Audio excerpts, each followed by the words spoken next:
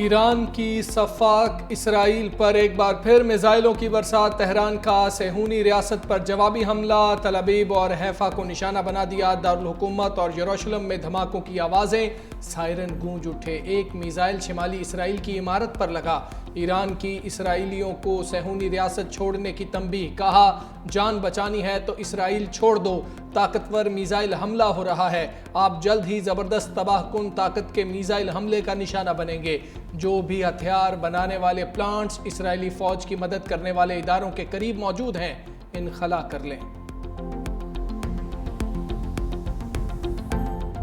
اسرائیل کے ایران میں مختلف اہداف پر دوبارہ حملے، ایرانی دارالحکومت دھماکوں سے گونج اٹھا، تہران کے شمال میں نیاران اور وسط میں والیاسر اور ہفتیر چوکوں پر بمباری، شیراز میں ایرانی فوجی ٹھکانوں پر بھی حملوں کی اطلاعات ہیں، تہران میں پاسداران انقلاب اور ایرانی دفاعی نظام سے منسلک اہداف کو بھی ٹارگٹ کیا، تہران میں پولیس ہیڈ کوارٹر پر اسرائیلی ڈرون حملے میں متعدد افراد زخمی، حملوں میں 14 جوہری سائنسدان اور 138 ایرانی شہری شہید ہو چکے۔ اسرائیلی حکام کے مطابق فی الحال جنگ بندی میں دلچسپی نہیں رکھتے، ابھی تک تمام مقاصد حاصل نہیں کیے، مغربی ایران میں فضائی کارروائیوں کا آغاز کر دیا ہے۔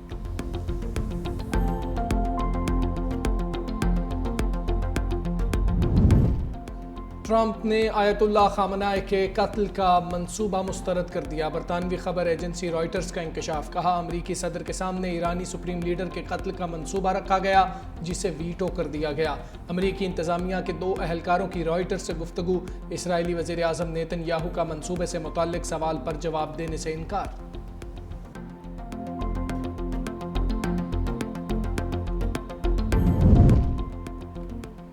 اسرائیل کی تباہی پر ٹرمپ کو جنگ بندی کا خیال آئے گا، کہا کہ جس طرح بھارت اور پاکستان کے درمیان جنگ بندی کروائی ہے ویسے ہی اسرائیل اور ایران کے درمیان ڈیل ہوگی، تجارت پر پاکستان اور بھارت کے بہترین رہنماؤں سے جنگ رکوانے کا فیصلہ کروایا، اپنی پہلی مدت کے دوران سربیا اور کوسوو کو جنگ سے روکا ہے، میں بہت کچھ کرتا ہوں لیکن کریڈٹ نہیں ملتا، مشرق وسطیٰ میں جلد امن ہوگا، ہم اسے عظیم بنائیں گے، امریکی صدر ٹرمپ کی جنگ پر وضاحتیں، کہا کہ ایران پر حملے سے کوئی تعلق نہیں، نیتن یاہو کی جنگ میں شامل ہونے کی درخواست مسترد کر دی، کہا ایران نے اگر ہم پر حملہ کیا تو پوری طاقت سے جواب دیں گے، امریکی مسلح افواج اس سطح کا حملہ کرے گی جو پہلے کبھی نہیں دیکھا گیا۔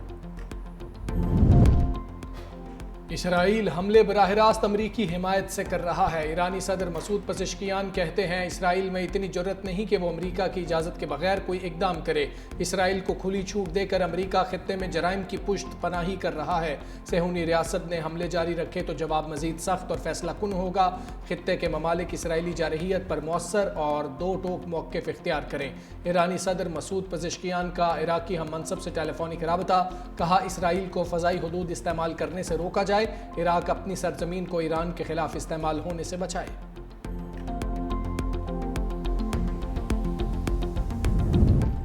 امریکی صدر ٹرمپ اور ترک ہم منصب کے درمیان ٹیلی فونک رابطہ، اردوان کا اسرائیل ایران جنگ پر ٹرمپ کے بیان کا خیر مقدم، کہا تنازع خطے کو آگ میں جھونک سکتا ہے، فوری روکنا ہوگا، ترکیہ کی ایران کے جوہری مسئلے کے حل کے لیے سفارتی کردار ادا کرنے کی پیشکش، بولے دونوں جانب ناقابل تلافی معاشی اور انسانی نقصان ہو چکا، صرف سفارتکاری ہی مسئلے کا حل ہے، ایران اور اسرائیل معاہدہ کریں گے، بات چیت جاری ہے۔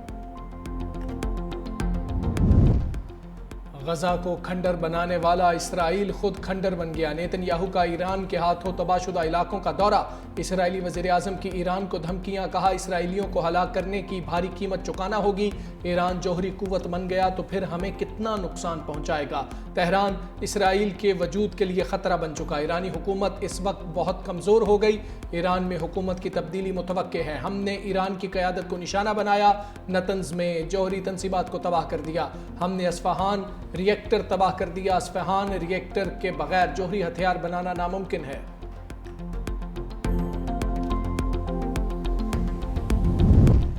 چینی وزیر خارجہ وانگ یی کا ایرانی ہم منصب عباس عراقچی سے ٹیلی فونک رابطہ، چینی وزیر خارجہ نے کہا کہ ایٹمی تنصیبات پر حملے کر کے اسرائیل خطرناک روایت قائم کر رہا ہے، خود مختاری اور علاقائی سالمیت کے دفاع میں چین ایران کے ساتھ ہے، اسرائیل کی جانب سے بین الاقوامی قوانین کی خلاف ورزی کی گئی، طاقت کے استعمال سے کبھی بھی پائیدار امن قائم نہیں ہو سکتا، ایرانی وزیر خارجہ عباس کہتے ہیں کہ اسرائیلی حملے امریکی مدد کے بغیر ممکن نہیں، امریکہ کے اسرائیلی حملوں میں پشت پناہی کے ثبوت موجود ہیں، اسرائیل نے ایٹمی تنصیبات پر حملہ کر کے ریڈ لائن عبور کی ہے۔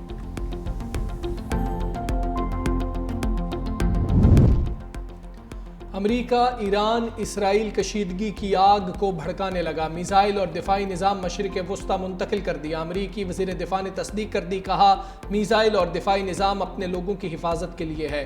یوکرین کے صدر زیلنسکی نے انکشاف کیا، یوکرین بھیجے جانے والے 20,000 میزائل مشرق وسطی بھیجے گئے۔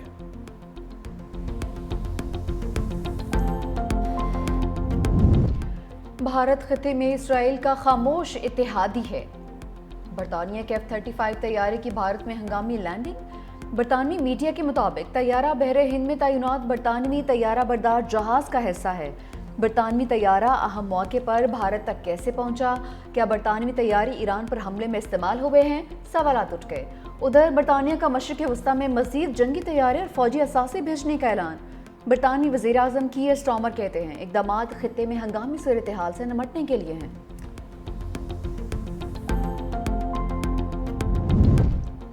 سابق اسرائیلی وزیر اعظم ایہود باراک کا ایرانی حملوں میں اسرائیل کی بے بسی کا اعتراف، کہا اسرائیل تنہا ایران کے حملوں کو روکنے کی صلاحیت نہیں رکھتا۔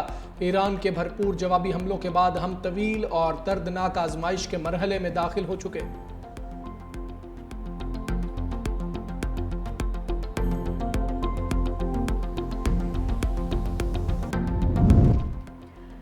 ایران میں اسرائیلی ایجنٹس کے گرد گھیرا تنگ۔ ایرانی میڈیا کے مطابق ایران نے بدنام زمانہ اسرائیلی خفیہ ایجنسی موساد کے 2 ایجنٹس گرفتار کر لیے۔ ایجنٹس مبینہ طور پر دھماکہ خیز مواد تیار کر رہے تھے۔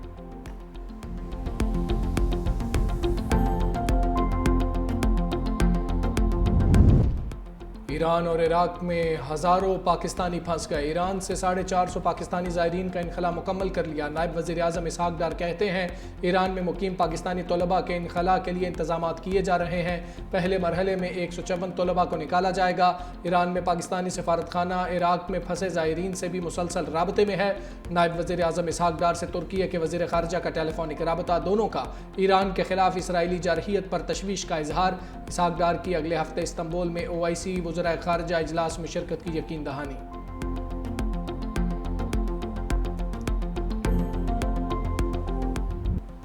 حکومت کی بجٹ کے بعد عوام کو مہنگے پیٹرول کی سلامی۔ پیٹرولیم مصنوعات کی قیمتوں میں رد و بدل کا اعلان۔ پیٹرول 4 روپے 80 پیسے مہنگا، نئی قیمت 258 روپے 43 پیسے ہو گئی۔ ڈیزل کی فی لیٹر قیمت میں 7 روپے 95 پیسے اضافہ، قیمت 254 روپے 64 پیسے سے بڑھ کر 262 روپے 59 پیسے ہو گئی۔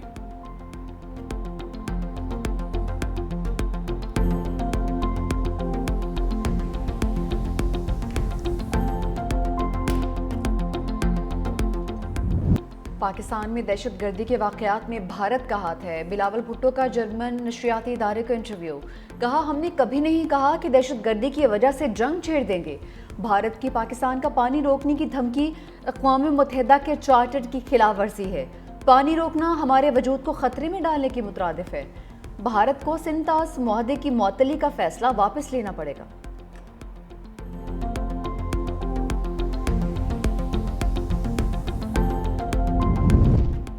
کراچی میں ایک بار پھر زلزلہ، بھینس کالونی، شاہ لطیف ٹاؤن میں زلزلے کے جھٹکے۔ زلزلہ پیما مرکز کے مطابق زلزلے کی شدت 2.6 ریکارڈ کی گئی، گہرائی 40 کلومیٹر تھی۔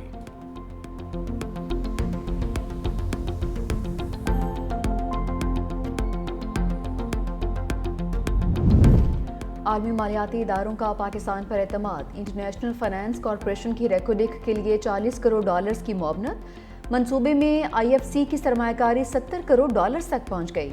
ریکوڈک منصوبے کی لاگت $6 ارب 60 کروڑ۔ مالیاتی اتحاد قرض اور سرمایہ سے فنڈز فراہم کرے گا۔ ریکوڈک سے 37 سال میں $74 ارب تک آمدن کی توقع ہے۔ تانبے اور سونے کا منصوبہ 2018 میں پیداوار شروع کرے گا۔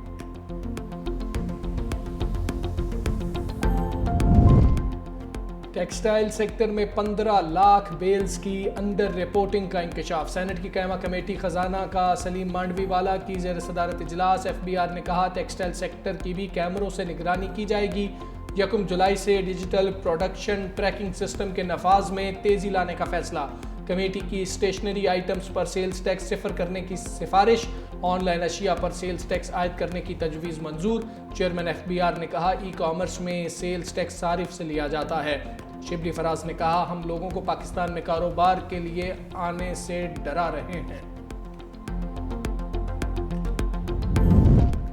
حکومت کی اقتصادی سروے 2024-25 میں اہم تبدیلیاں، مختلف شعبوں کو دی ٹیکس چھوٹ کے حجم میں نمایاں کمی، رواں مالی سال مجموعی طور پر 2434 ارب کی ٹیکس چھوٹ۔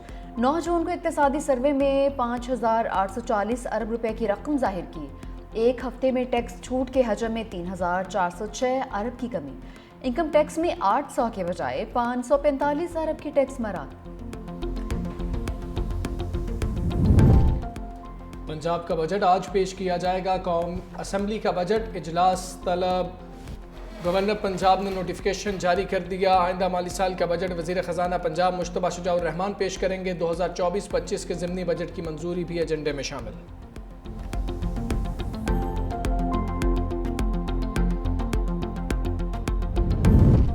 تحریک انصاف کا ملکی معیشت پر وائٹ پیپر جاری کرنے کا اعلان۔ PTI پنجاب کے چیف آرگنائزر عالیہ حمزہ کہتے ہیں فارم 47 کی حکومت نے مشکل حالات پیدا کیے، بجٹ کے تمام اعداد و شمار جعلی حکومت کی طرح بوگس ہیں، چوری سے آنے والے اب ہیرا پھیری کر رہے ہیں۔